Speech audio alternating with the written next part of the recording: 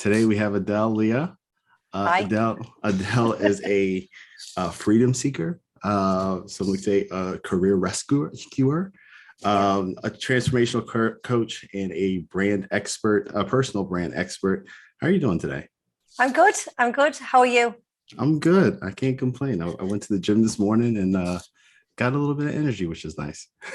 Me too. Very early this morning, but it was good. Always a good way to start the day. Yes. All right. So I want to start and just kind of get the listeners to know a little bit about yourself and your background. So tell me about how you became a transformational coach. How'd you get here? I think transforming my own life and career several times kind of led me to it.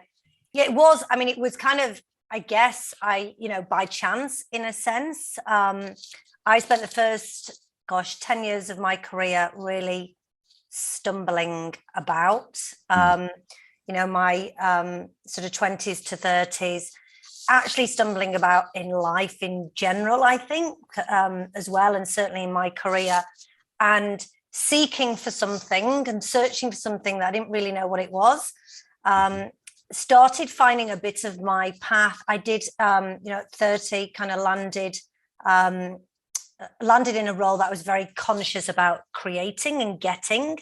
And I didn't know I'd kind of done the work that I now do on clients around finding what you want and this Mhm. clarity and confidence.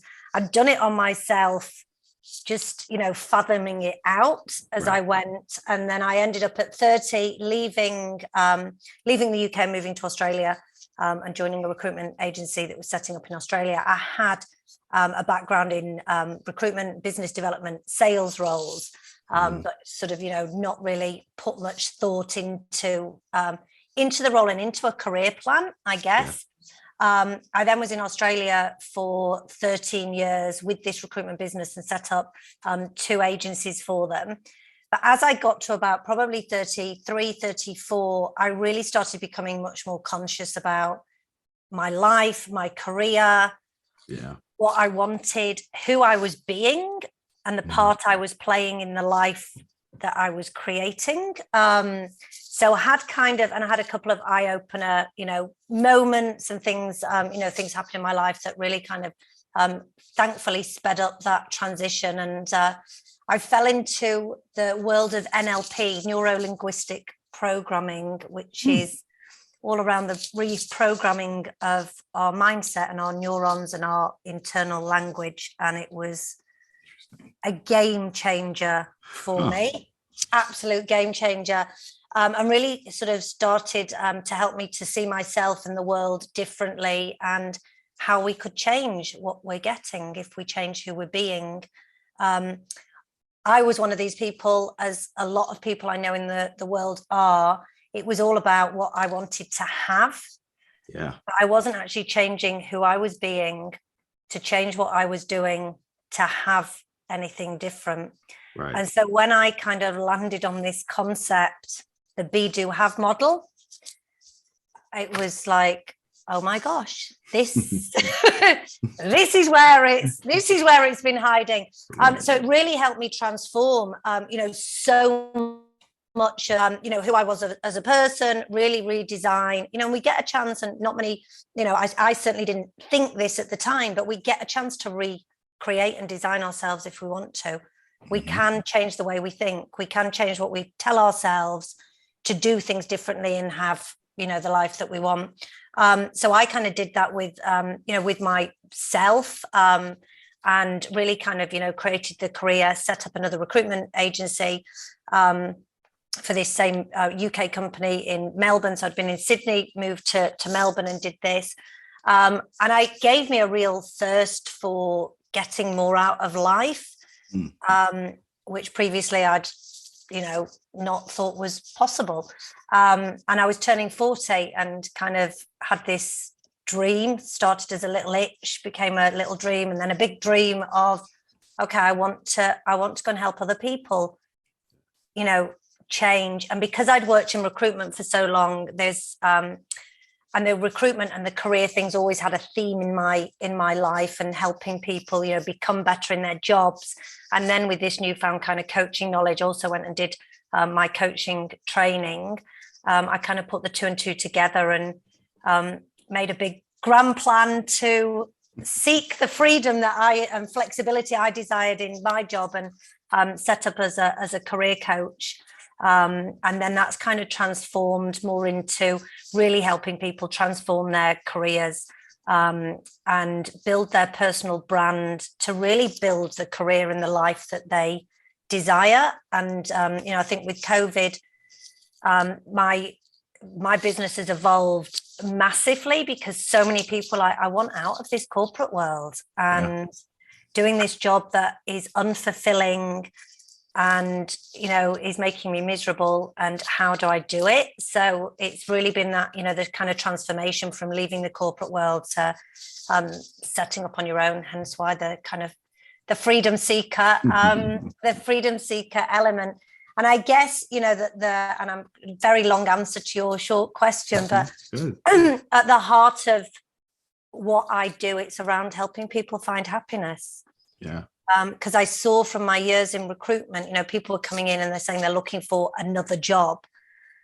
And it's like, we shouldn't just be looking for another job. We should actually be looking for something that, fulfills us, and have our version of success that we're searching for, and actually find career happiness. So that kind of sits at the heart of, everything I do. I love that, because I've been calling it, the mid-career crisis. I know we've been calling it the great resignation, but I think that everyone's just looking to the left and the right, and they're realizing they're spending more time at home, i.e. with their loved ones. They have a little bit more flexibility. And I think that everyone's really asking them the question of, is this how I want to spend my time? Yes. And so I'm curious, as you kind of went through this experience of your career, kind of pre-pandemic, I should say, and you kind of came to the realization that you had kind of created a path or a process to discover what you really wanted to do. How did you kind of go to market with it? because now you're selling yourself, right? Like how did you? Yeah. So it wasn't overnight. And I have to really put this out there. I said when I met you a couple of weeks ago, one of my big things that I, don't like in the market at the moment is this is something that can happen overnight, and you can make this, massive switch within 60 or 90 days and be earning a six-figure income. There's maybe a few people that has happened to, but it's, it's the rare few. So I'd done it myself, and I'd kind of gone through this process just naturally. I'm naturally kind of an intuitive person. I didn't realize this at the time.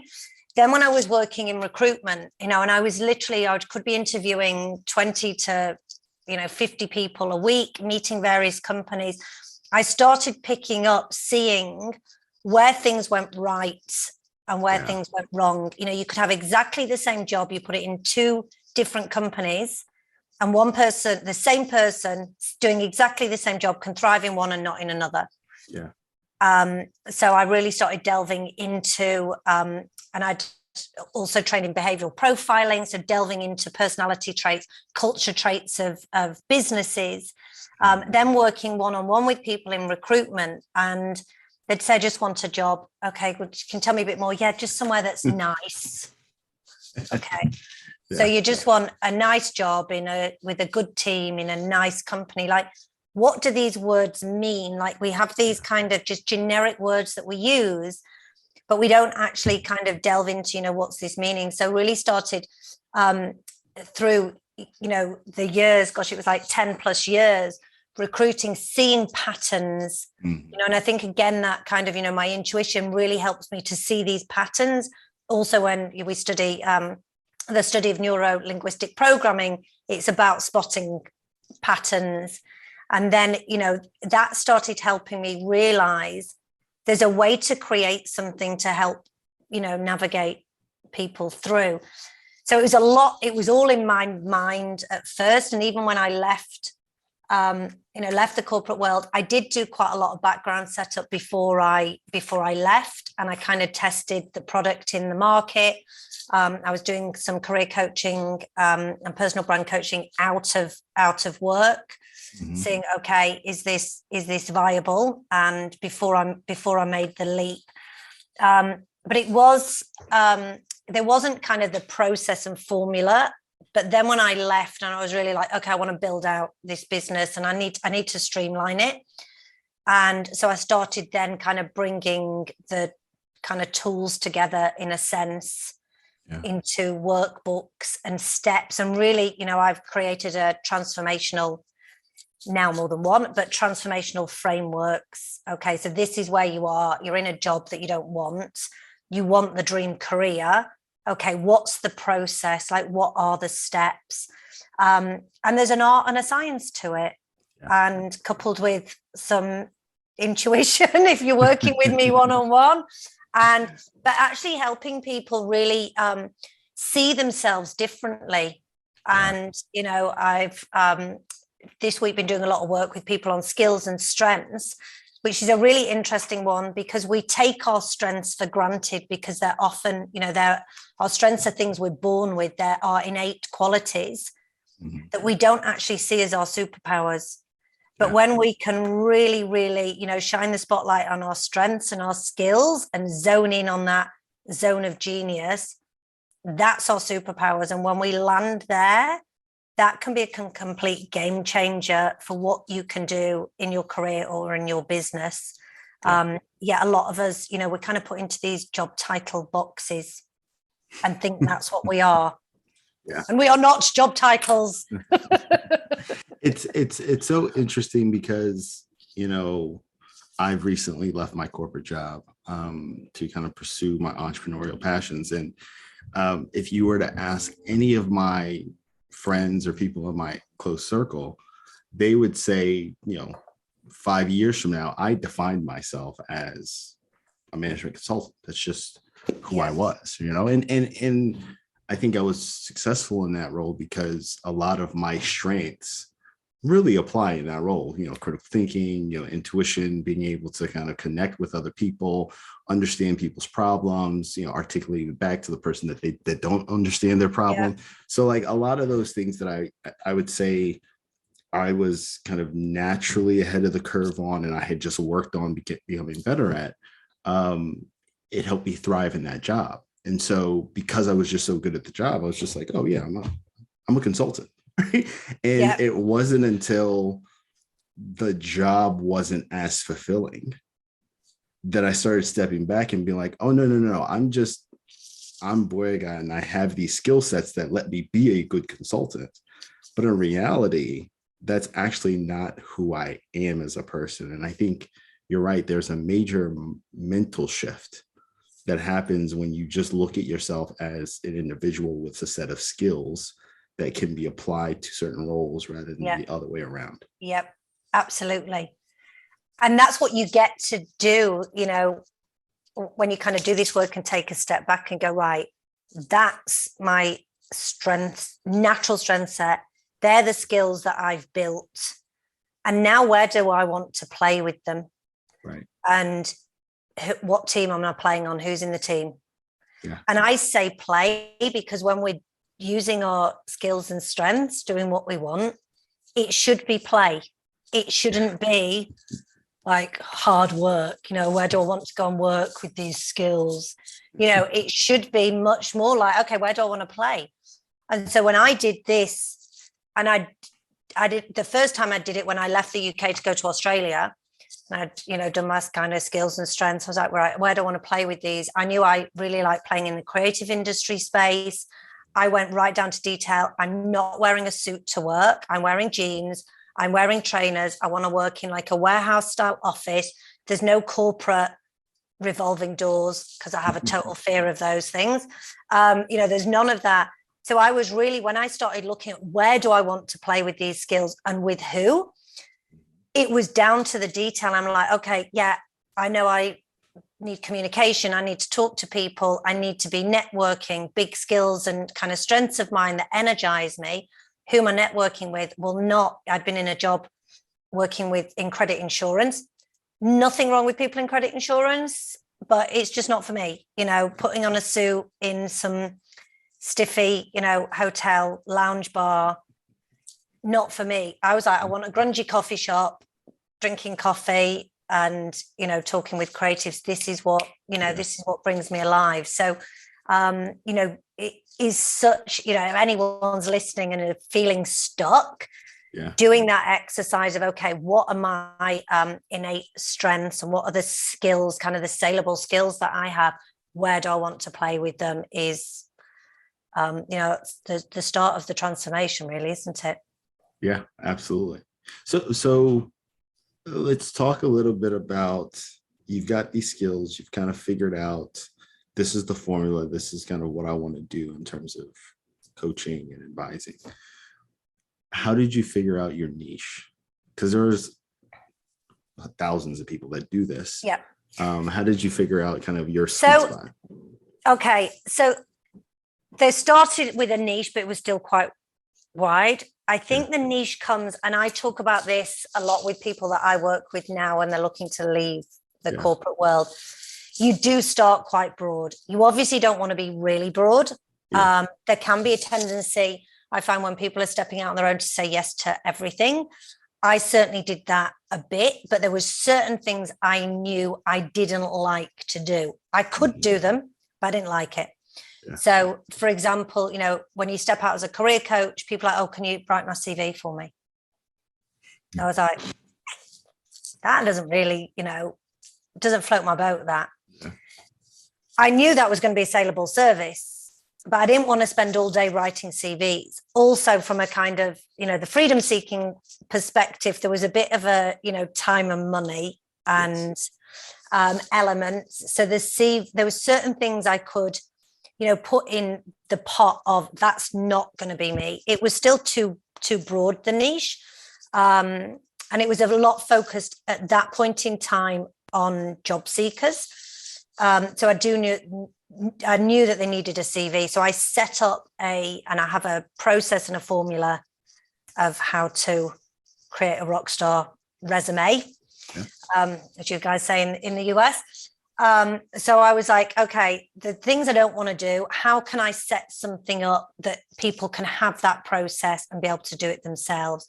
Also, one of the key things for me was around this transformation and empowering people with the skills, knowledge, and ability to be able to go and do it themselves again and again and again. Right. And I knew that was a really good sweet spot for me. Was how do I want to leave my clients feeling, not just the outcome they're getting, but kind of what's the reputation I want to have, what's the feeling I want these people to have.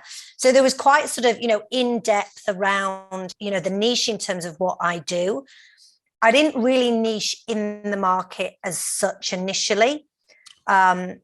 In terms of, I didn't do like a demographic, they're going to be between the ages of X and Y and, certain industry sectors.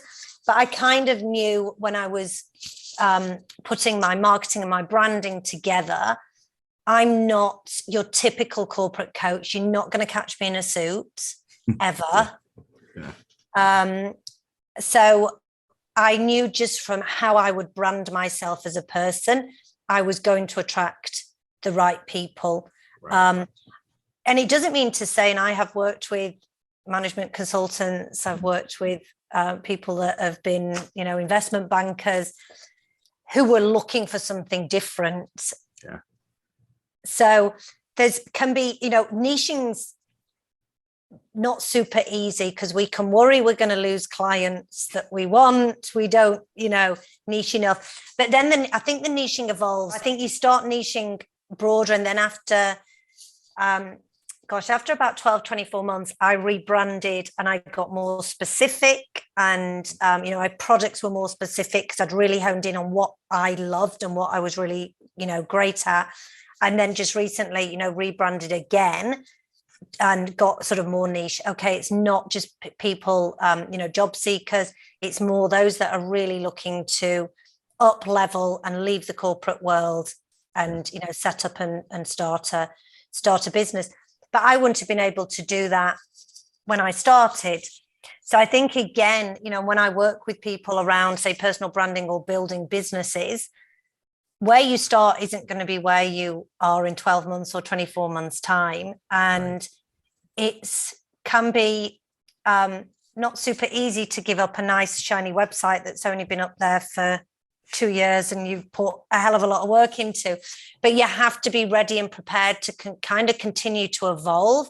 And I would say every 12 to 18 months, reflect on what you're doing, who you're working with, where you're going, where do you want to play next. Yeah, that's a really good advice. That's every 12 to 18 months doing that reassessment. I think that's really sound advice, because it is very easy. It's very easy to kind of find that rhythm and then just stick with it. And for better or worse, I always say comfort is the enemy. Yes, absolutely. And I think, people in our careers, we don't do it enough, even if we are in a corporate company. And, it starts off, we're evolving beings, aren't we? Yep. I have a saying, if we're not green and growing, we're ripe and rotting. Very true. That's very true. Exactly. Yeah. So, and this is what happens, we get stale, we get a bit complacent and kind of, plod along. Mm-hmm. And in a corporate, in corporate business, in the corporate world, often we're waiting for our manager or our director to give us the next direction. Right. Which we shouldn't do. We should be taking control of our careers and of our development, mm-hmm. feeding ourselves if we're a green and growing, evolving human being. And more so, I think, when we get into business, and I have, a number of people that have been in business maybe 12, 18 months, and then they're coming to me saying, it was going great, and now it's kind of just a bit blur. And it's because they've not done this reflection piece.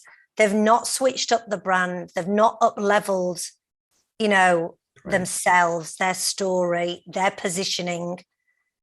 Yeah. And they've just kind of, they've coasted. Yeah. It's an easy path to go along, right? It's just to kind of just stumble into it. And then, years down the road, you're looking like, how did I get here? How did I get so unhappy? Why am I so frustrated? Yeah. That's I've talked to and kind of work with a lot of people that literally are just like, it happens like that. Yeah. I actually put together, and I'm going to kind of brand this, but I put together a workbook for people called The Road to Your Best Year Yet. So it was like, and it was really, really popular. But I would only kind of launch it at the beginning of every year, or the end of the year, beginning of the new year, because it is a big self-reflection tool. And I don't think there's enough out there, even in the corporate world, but even in, when we're starting out in businesses around this. How do I self-reflect? How do I self-reflect and plan forward? Yeah. And we do this, goals for the year, New Year's resolutions, intentions. Yeah. But there kind of has to be that, right, where have I been? What did I really enjoy and I want to do more of? What did I do that really worked well? What didn't work so well? Mm-hmm. And I need to improve? Or do I need to find somebody to do for me? Because if I want to do more of this. So there's this, whole kind of reflection planning process that I think is really important and, should be done. Like I said, at least 18 months, I would say a max. Yeah. And even if it's just switching up a few things. Yeah. It's so fascinating because as you talk, I'm thinking about kind of my own career. And I've been thinking about the exercises that I've done, again, without framework or tools. And, of course, I'm getting inspired myself because I'm kind of in this journey myself. I'm curious, just kind of from an entrepreneurial perspective, because your framework or the way you kind of got to this business was so natural, it was your own experience. How did you figure out how to charge people for it? Like, how did you figure out that this is what people would be willing to pay for? Well, first of all, I had to figure out how to actually get it on paper, because it was just something I would do with people. But it was like, okay, how does it look? How do I talk about it? Which wasn't super easy. And I actually worked with a copywriter, and I worked with kind of a marketeer. Yeah, it was, first of all, really getting it down and structured, and then how do I package it up? How do I name it? There's kind of a lot that goes into it. The pricing, gosh, is a really interesting one. I started out very low. I did a lot of market research, and I saw there was a lot of things out there that I think are really ridiculously expensive. I'm not saying that the transformation is not great, but I want to help people. Like, I feel this is my gift in this world, that I have this knowledge. I've been through this experience time and time again. I don't want other people to go through this experience. And I want to, particularly when I was, lost and, lost without career direction or life direction, it was horrible. And I see a lot of people. So I priced it really, really cheap, because I wanted to kind of, put it out there. What I did notice when things are too cheap is people don't take it seriously. And they don't do the work. So there has to be enough skin in the game for people to actually do the work. It's like if you pay for a gym membership and it's not a hell of a lot of money, you wake up in the morning, oh, can't bother going today. Right. If you've paid for the personal trainer to be there when you get in the gym and they're going to charge you anyway, it's going to get your ass out of bed, So I then sort of, started to increase my prices, and, really kind of valuing the transformation I was taking people through. I was seeing people up level their career and get, 10, 20K more than they expected to get. So already on an increase. Right. People fast tracking up to, director and VP level. Yeah. So I was like, okay, this is working. So I think, there is a bit of that. You kind of just have to get out there and test the market and test some rates. Now with what I do, because I guess with some of the career coaching, they're going to potentially get a better job and faster and get more money from it. There's that, which is tangible. Less tangible is actually, in one sense, less tangible on paper, I guess, is how they're going to feel. And their happiness. How much is happiness worth?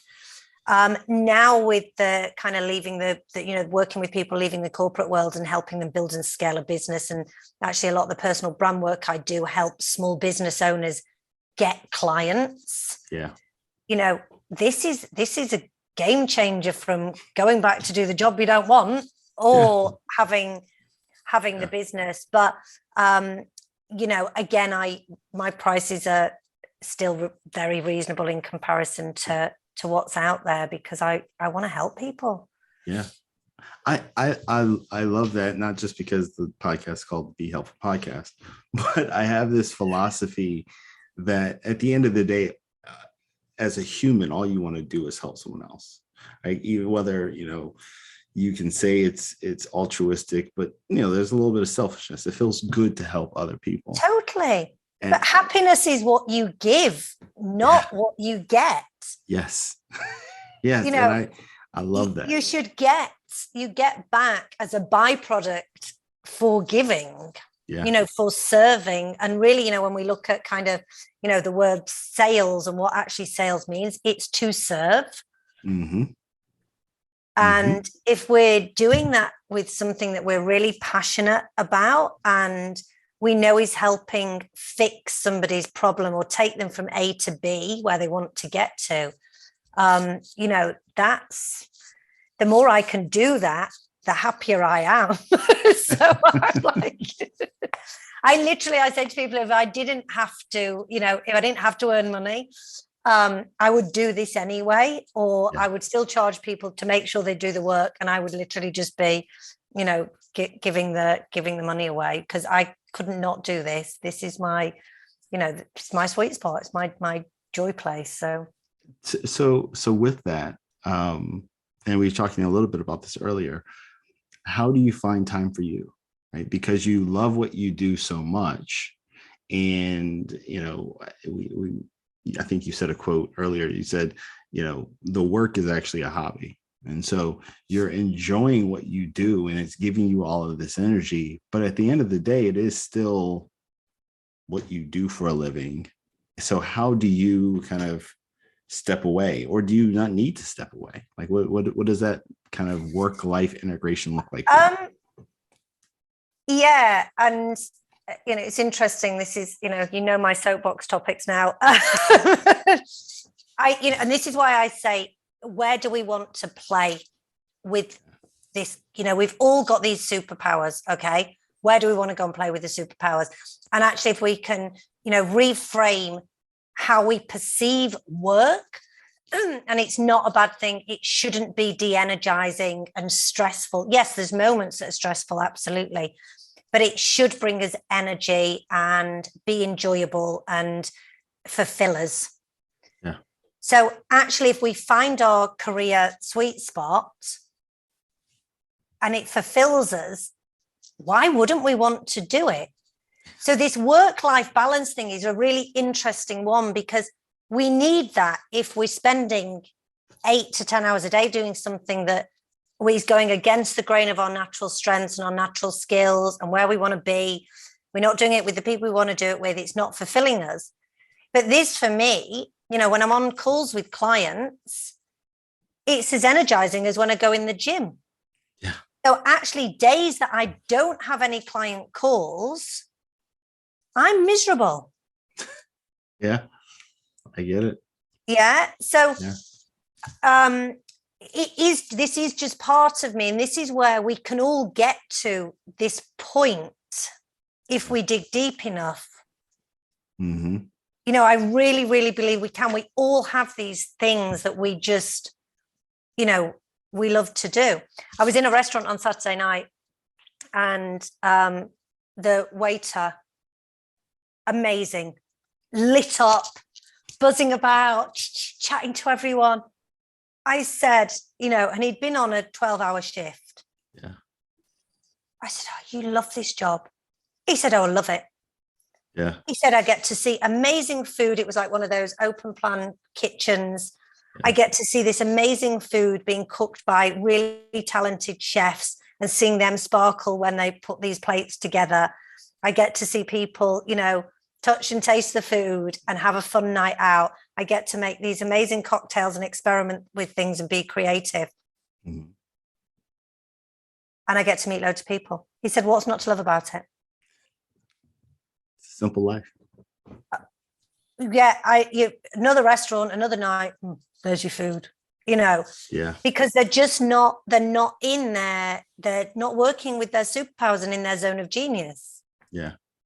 And doing things that, you've got people that are in jobs that are having to deal with customers and they hate people. Yeah. So then it's work. Then you have to look at the balance, because it's like, oh my God, I've got 8-hour shift. And, what am I going to do after work? There's the figures from the last Gallup International Survey, 87% of people are disengaged in their job. 87% of people. Yeah. And then we look at the kind of effects that are happening with, mental health, stress, suicide rates up, you name it.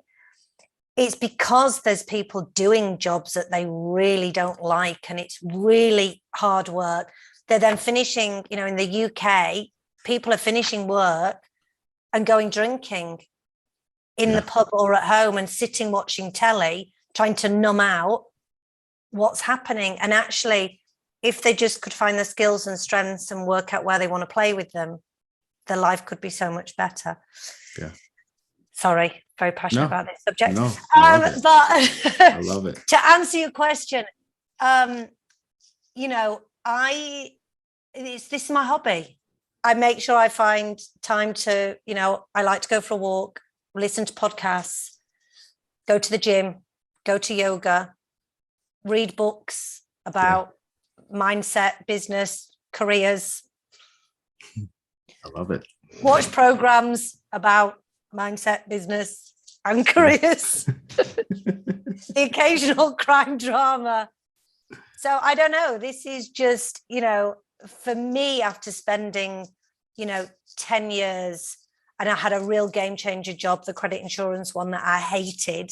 Mm-hmm. And I was that person that was going home drinking every night and, miserable and depressed. This is like, totally different world. So, yeah.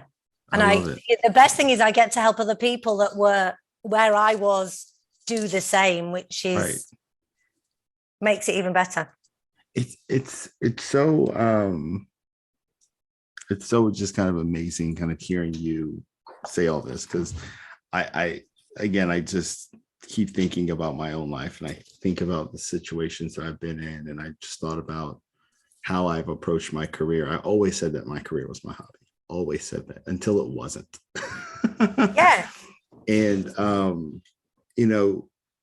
thankfully, one of the things I realized was, okay, what am I really, really good at? I'm really good at identifying incentives and figuring out how do you incent people to do things that are in their best interests, but actually help the broader kind of ecosystem.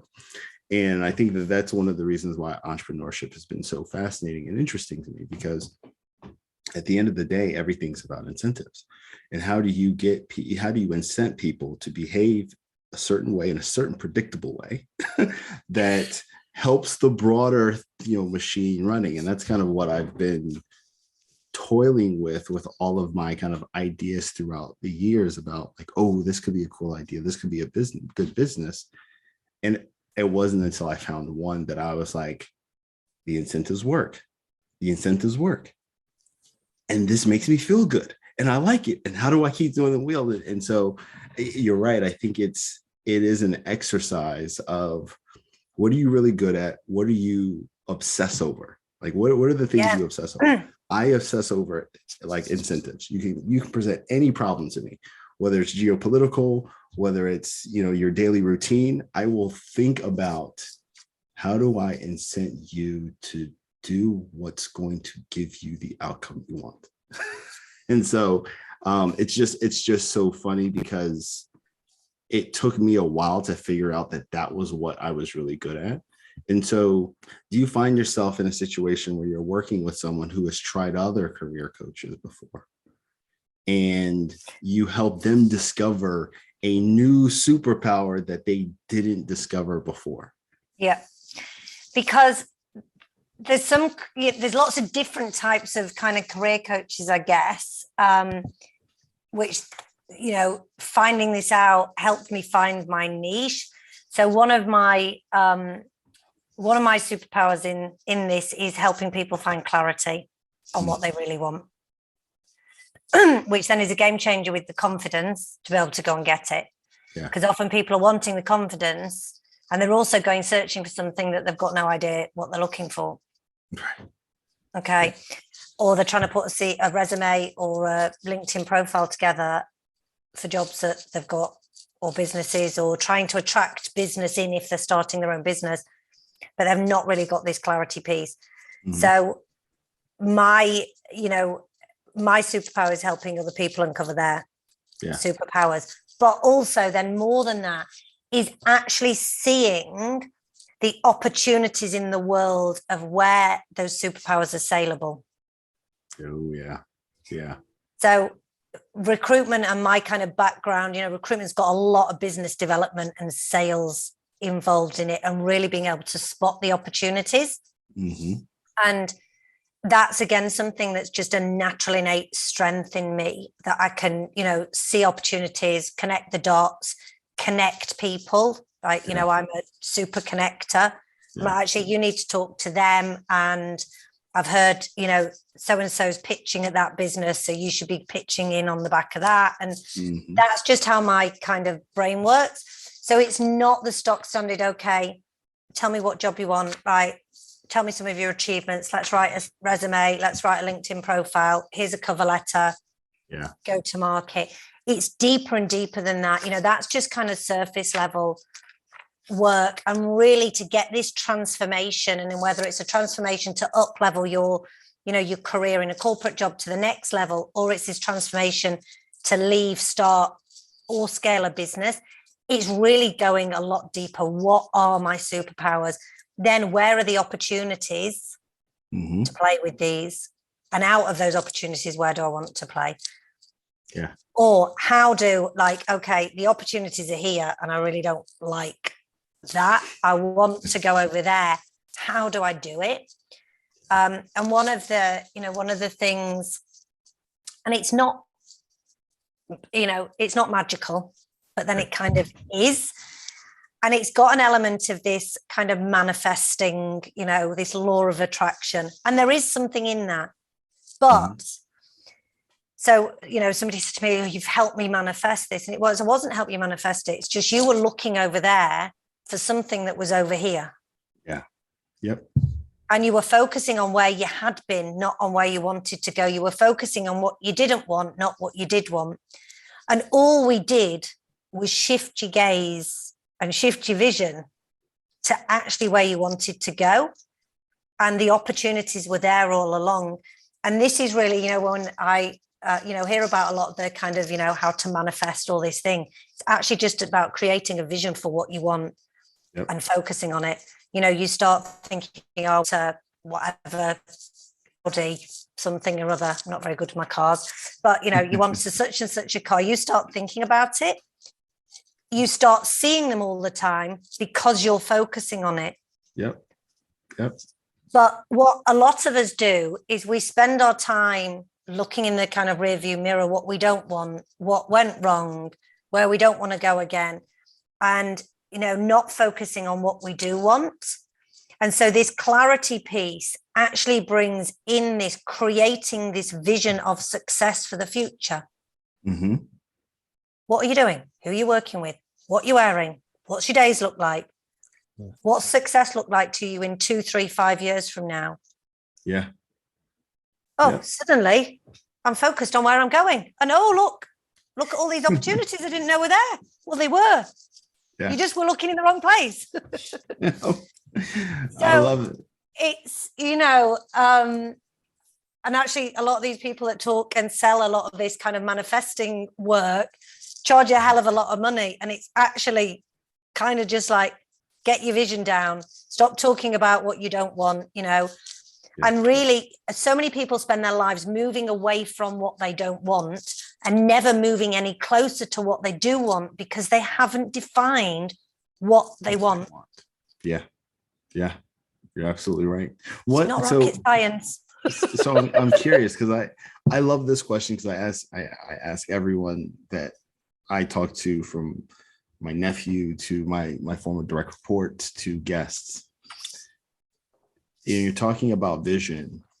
What does your business look like on Tuesday, 5 years from now? Oh, that is a bloody good question, isn't it? That's a curveball. What does it look like on a Tuesday? Did you say 5 years from now? 5 years from now. Okay. Tuesday, 5 years from now. It looks like me dropping my daughter off at school, going to yoga, coming home, being on a client call, maybe a group session or a client call, recording a podcast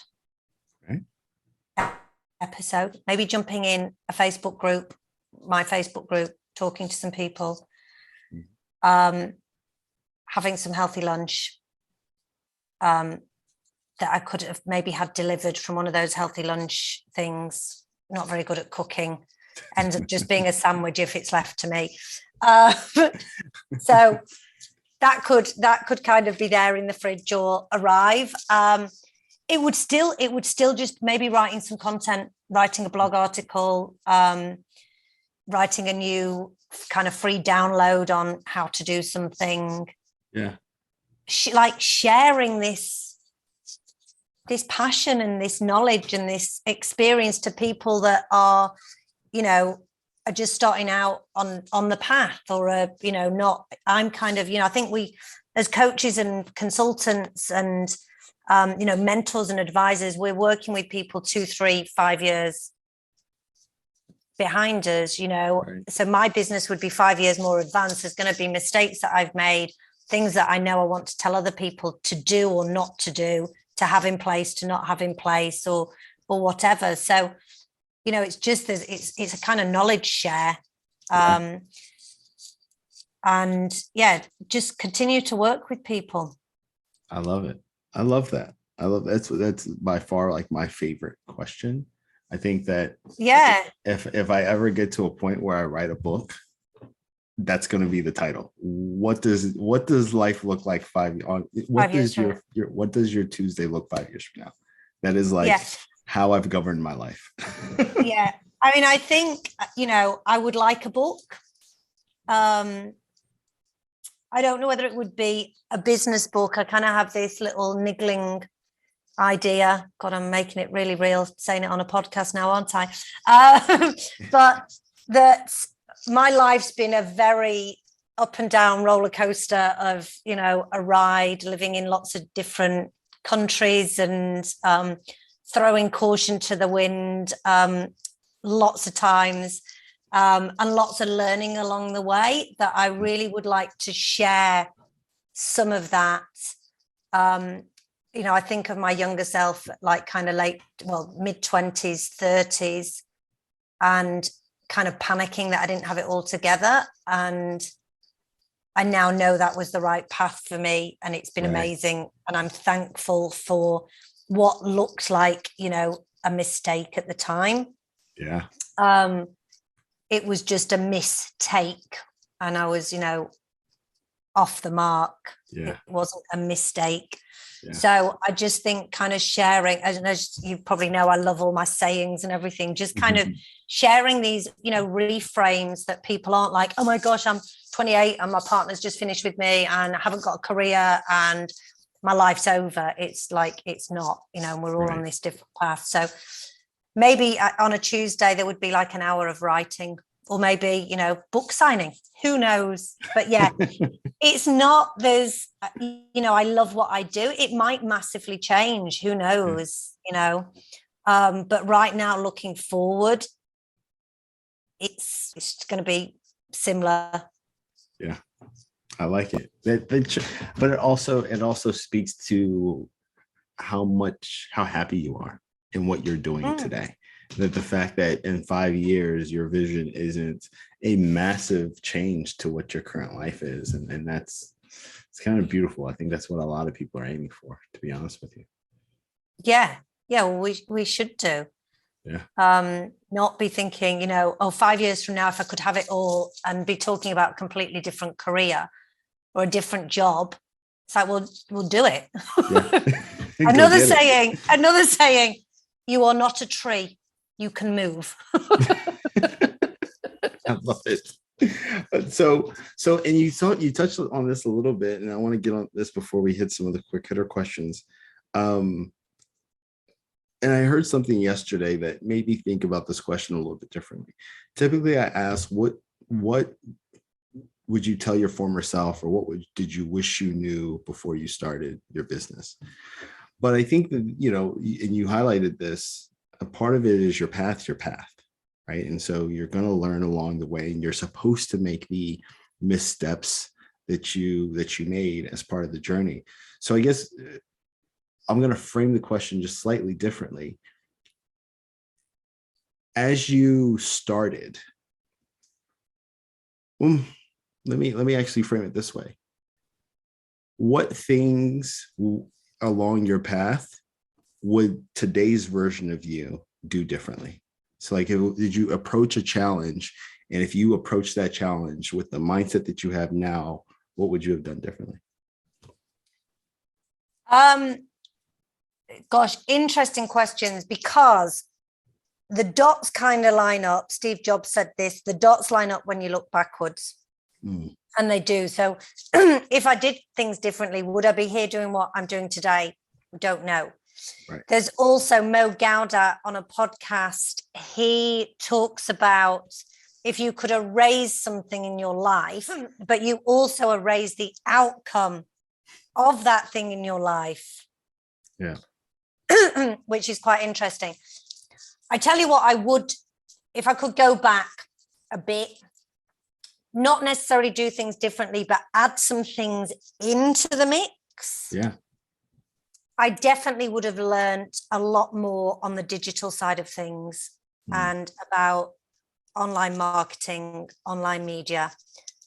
I was, I'm 46, so I'm not in the digital generation. So things like your, Instagram, your TikTok, Facebook. Yeah. I wasn't a, natural adopter of that. Right.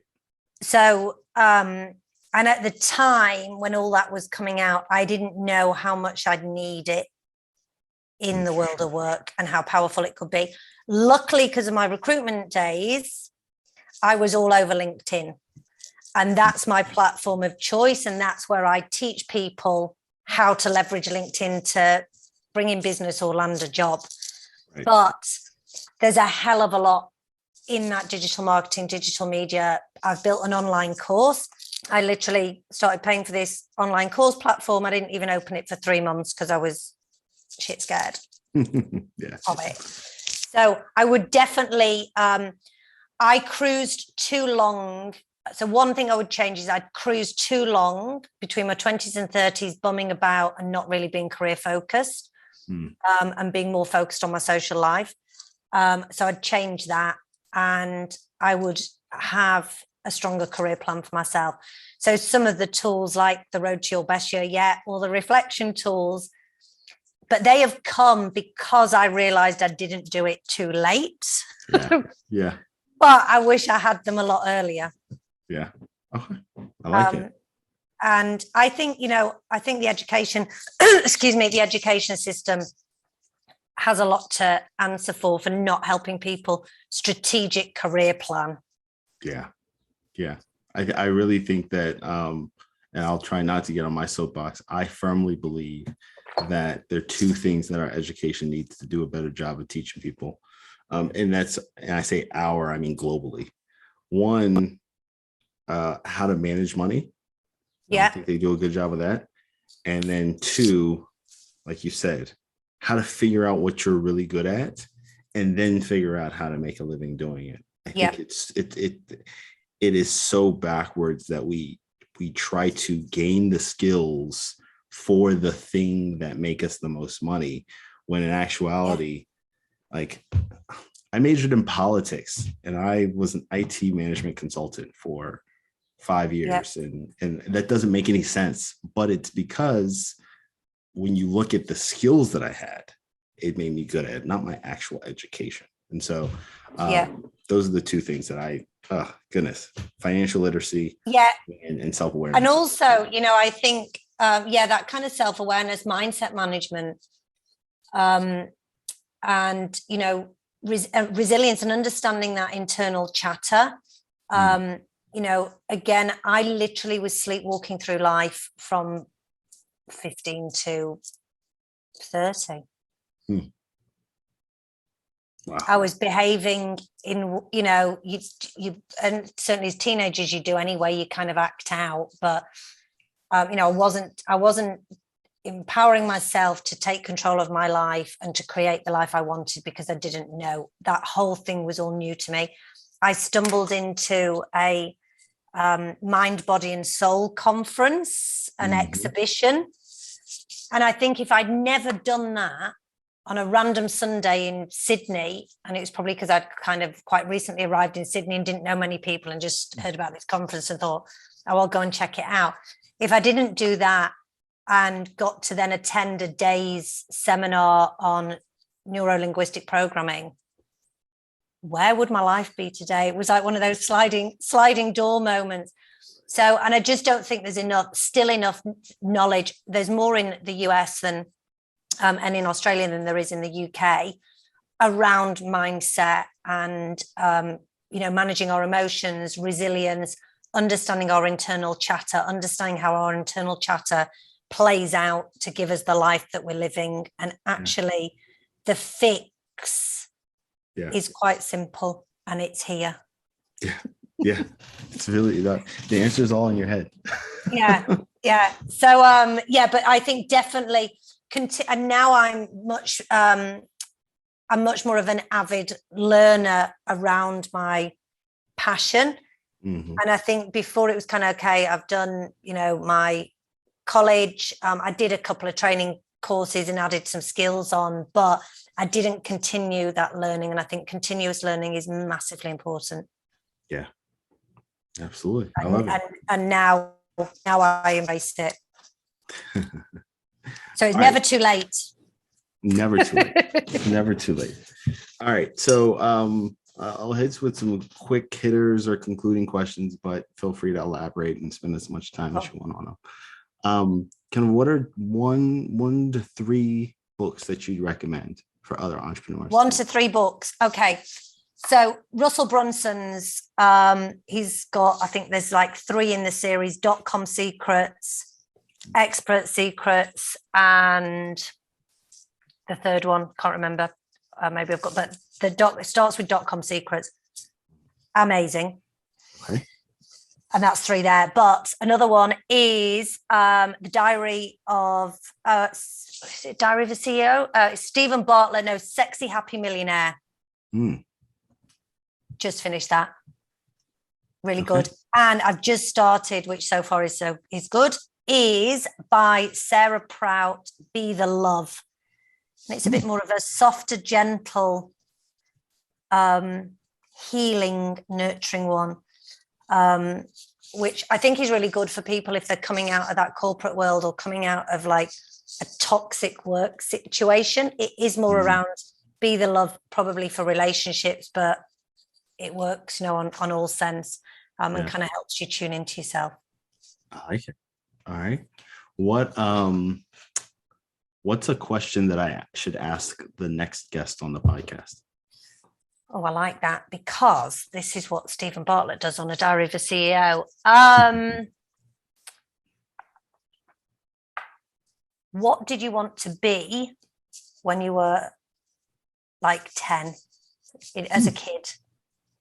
Oh, that's a good one. I like that. And how does that have any link to what you do now? That's a good one. I think that might be one of my new kickoff questions. But I'm going to ask you. You got to answer that question. What did you want to be when you were 10, and how does it connect to what you do today? Oh gosh, I wanted to do something with like drama, acting, creativity. But then as a kid, I used to always play the game of kind of being in an office with a phone and, pretending to write people things and just always being busy. Yeah. I used to go and get the holiday brochures from the travel agents. Yeah. And pretend, where do you want to go on holiday? Oh, okay. Playing shops all the time.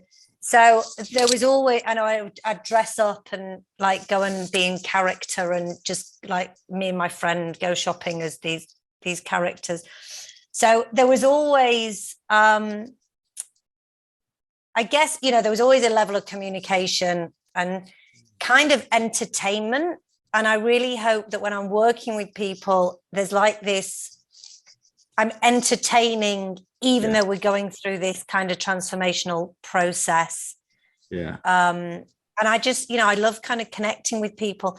And actually, that playing in characters and shops, it's allowing your imagination to dream about what is possible. So I have another saying, our careers are limited by what we let ourselves believe is possible. Yeah, that's and true. So when we kind of play and, go into that childlike mind of what do I want to be when I grow up, suddenly more is possible. I love it. Oh, I'm so excited. That's a new kickoff question. It's such a great question. Thank you for that. What and then my last question would be, what type of entrepreneur would you be most interested in hearing on the podcast? Interesting. So I really like kind of the young guns that just knew straight off the bat at like 15, 16. But so I think that's really good, because I think that's really inspiring to the young people. But I actually think people that have maybe got to 50, 60 had an itch inside of them, but it just took them a really, a longer time to realize it and release it, maybe be brave enough and have the courage to do it. But when they did, boom, because I think a lot of people, and I hear people, like I said, I'm 46, I, left the corporate world at 40. I hear people at 40, oh yeah, it's too late. It's too late now. And I'm like, no, you've got another 25 years of working. 50, oh, it's too late. You've got another 15 years of working. Yeah. Like, it's never too late. So I would really like to hear kind of people that were doing that. Oh, it's too late. And then one day went, you know what? Fuck it. I'm going to do it. Yeah. And I've done it. And so just because I don't think it's ever too late to, and then they're maybe still doing it at 70, 75, because it's not work. And you don't have to do it 5 days a week, 9 to 5. You could do it 2 days a week. Yeah. I love it. So yeah, I think that would be interesting. Adele, this has been amazing. Thank you so much. Thank you so much. I've learned so much. And yeah. I hope I haven't talked too much. Oh no, this is incredible. No, this is perfect. The episodes are much better when I talk less. Yeah. Well, I can just go on, because there's so much, there's so much to say and so many different spin-off topics, but hopefully that's kind of given people some good nuggets of knowledge, info and advice, and helped people. All right, thank you so much. Thank you. If you found this video to be helpful, please like, subscribe, or leave a comment. If you're an entrepreneur and want to share your journey and be helpful to others, please hit us up on our social media channels, or you can shoot us an email at behelpfulpodcast@gmail.com. Thanks. Be helpful.